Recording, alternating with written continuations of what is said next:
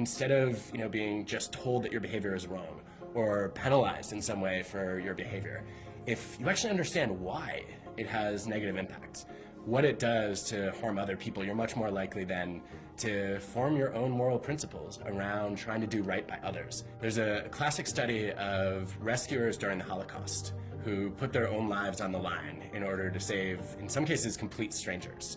And the question was, what made them different from their peers living in the same towns who never stepped up and became heroes? And the answer was that, in part, their parents responded very differently when they misbehaved.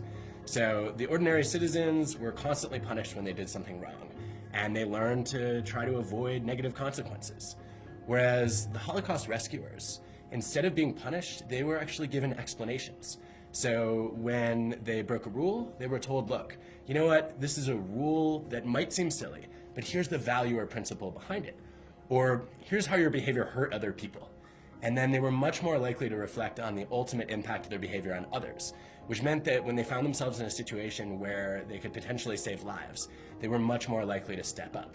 Now, of course, we don't know whether this parenting strategy ultimately caused them to engage in these extraordinary acts of heroism and sacrifice and courage. What we do know, though, is that they learned to engage in a different kind of moral reasoning.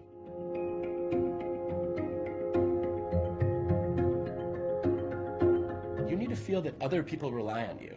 I think parents often miss that with children, right? We feel that it's our job to teach them, to protect them, to care for them.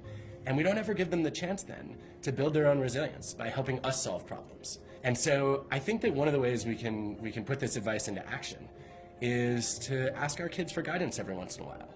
I know when I'm nervous about a big speech, for example, I've actually gone to our kids and asked them how I should manage that anxiety. And that shows I have a lot of confidence in them. It also gives them a chance then, when they find themselves in a similar situation, to think back on the guidance that they've offered. And that makes them feel like they're active, right? That they have something to contribute and offer, as opposed to just being dependent on other people.